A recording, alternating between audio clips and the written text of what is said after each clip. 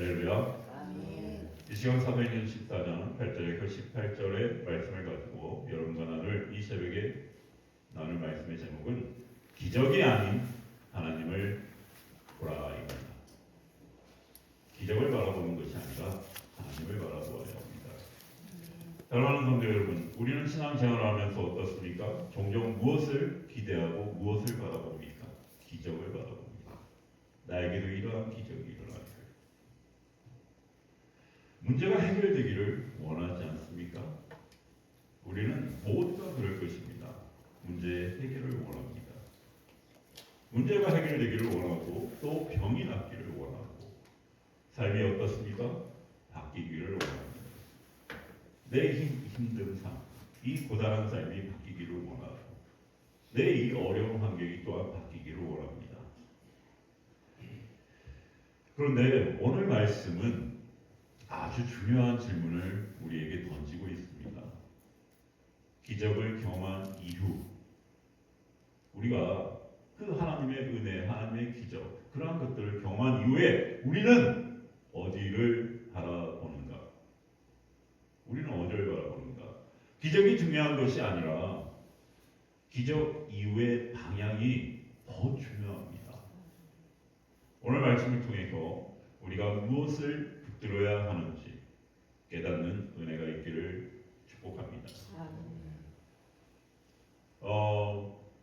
8절 10절 말씀을 통해서 볼 수 있는 것은 믿음은 사람을 일으킨다라는 거예요. 루스드라에 태어날 때부터 뭐예요? 걷지 못한 사람이 있었다라고 말합니다. 이 사람은 단 한 번도 자기 발로 걸어본 적이 없어요. 그런데 바울이 그를 주목하여 보고라고 얘기합니다. 그에게 믿음이 있는 것을 발견합니다. 그리고 그에게 외칩니다. 내 발로 바로 일어서라. 내 발로 바로 일어서라. 그 순간 그 사람이 어떻게 됐습니까? 벌떡 일어나 걷기 시작합니다. 여기서 중요한 것은 이것이에요. 기적은 바로 믿음에서 시작된다는 거예요. 기적은 믿음에서 시작됩니다. 상황이 바뀌어서가 아니에요. 조건이 좋아서도 아닙니다. 믿음이 먼저예요. 믿음이 먼저입니다. 믿음이 바꾼 거예요. 사랑하는 여러분, 우리의 인생에도 어떻습니까? 못 일어나는 자리가 있지 않습니까? 일어나고 있지 못하는 자리, 우리의 인생에 있어서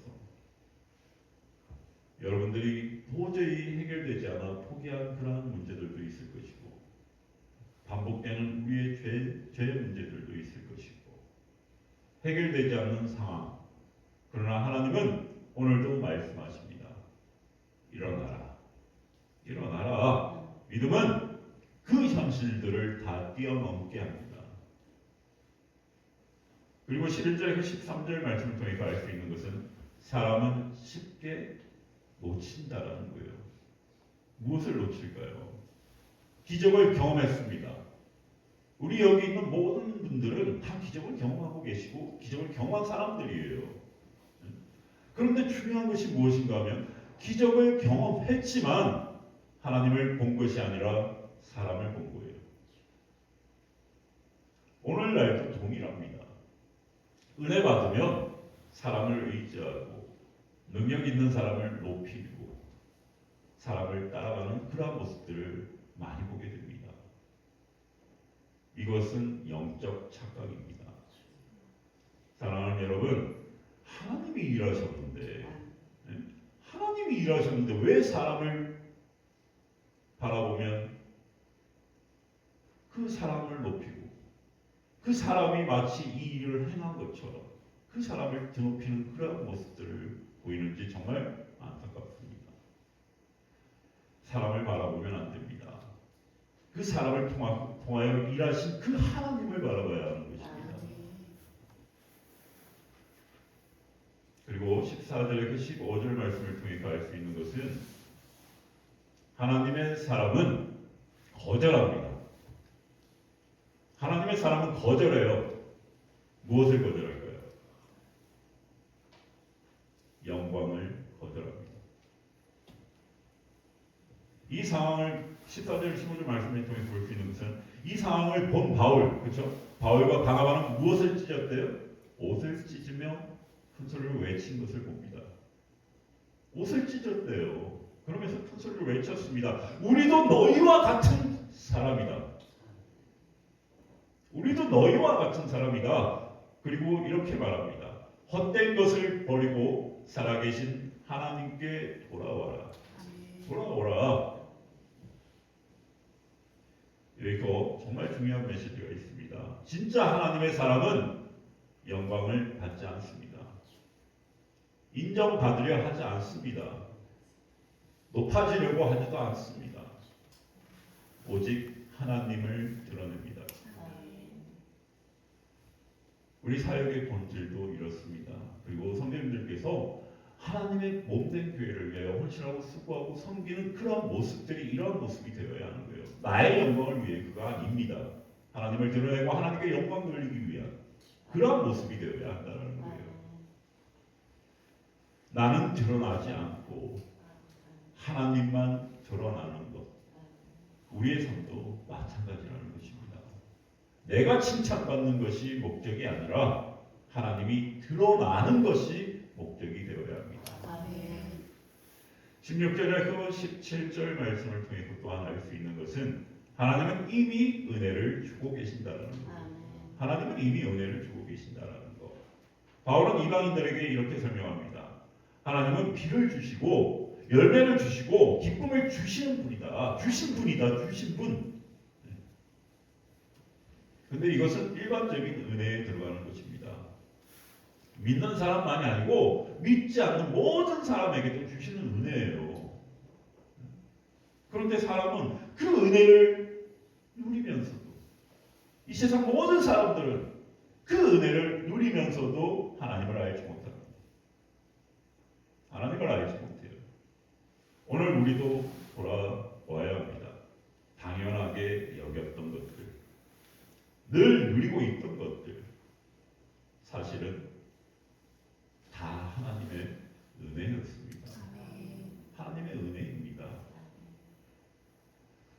18절 말씀을 통해서 우리가 알 수 있는 것은 기적이 있어도 기적을 보아도 기적을 경험해도 방향이 틀리면 소용이 없다라는 거예요. 놀라운 기적이 있었지만 사람들은 여전히 뭐 했습니까? 제사를 드리려고 합니다. 기적이 있어도 하나님께 가지 않을 수 있다라는 거예요. 이처럼 우리가 그 기적만을 바라보고 그래서 중요한 것은 이거예요. 기적이 아니라 방향입니다. 내가 누구를 바라보는가? 내가 누구를 바라보는가? 내가 누구를 높이는가? 말씀을 정리하겠습니다. 사랑하는 우리 영광교회 성도 여러분, 오늘 말씀은 우리에게 분명하게 말씀하고 계십니다. 기적보다 중요한 것은 하나님을 바로 아는 것이다. 기적보다 중요한 것은 하나님을 우리가 바로 아는 것이에요.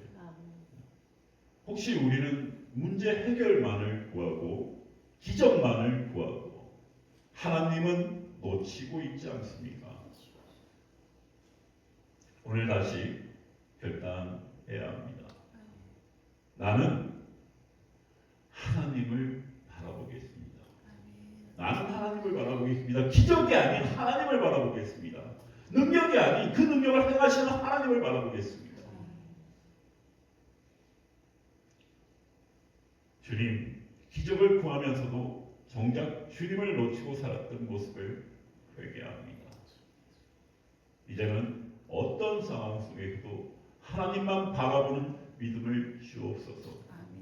이러한 고백으로 하나님 앞에 나아갈 수 있는 저와 여러분 모두가 되기를 주님의 이름으로 축원합니다. 기도하겠습니다.